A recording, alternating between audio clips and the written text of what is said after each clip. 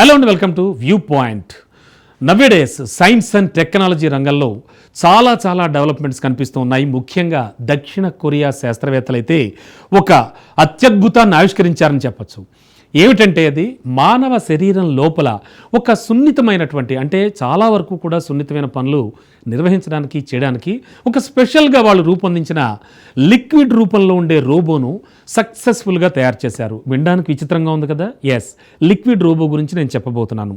ఈ విప్లవాత్మక ఆవిష్కరణ రోబోటిక్స్ చరిత్రలోనే ఒక నూతన అధ్యాయాన్ని ప్రారంభించిందని చెప్పచ్చు. ఈ లేటెస్ట్ రోబో సాధారణ రోబోలతో పోలిస్తే కనుక పూర్తి స్థాయిలో భిన్నంగా ఉంటుంది.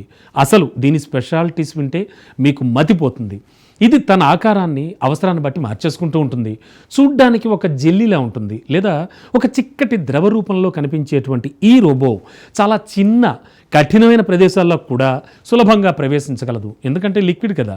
ఇది చాలా మెత్తని పదార్థాలతో, అంటే సాఫ్ట్ రోబోటిక్స్ తయారు చేయబడిన వల్ల సంక్లిష్టమైనటువంటి ప్రదేశాల్లో కూడా కదలడానికి, సున్నితమైన పనులను నిర్వహించడానికి కూడా చాలా అద్భుతమైన సామర్థ్యాన్ని ఇది కలిగి ఉంటుంది. మరి ఈ లిక్విడ్ రోబోను ముఖ్యంగా వైద్య రంగంలో చాలా విప్లవాత్మక మార్పులు తీసుకురావాలనే లక్ష్యంతోనే అభివృద్ధి చేయడం జరిగిందంటున్నారు.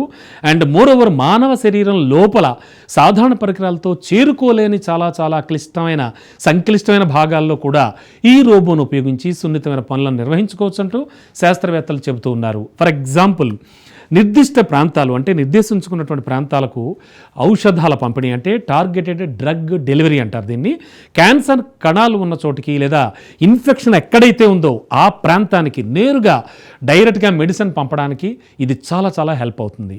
దాని ద్వారా సైడ్ ఎఫెక్ట్స్ను కూడా చాలా వరకు తగ్గించవచ్చు అంటున్నారు. అలాగే అతి తక్కువ కోతలతో శస్త్రచికిత్సలు, అంటే ఏంటో తెలుసా?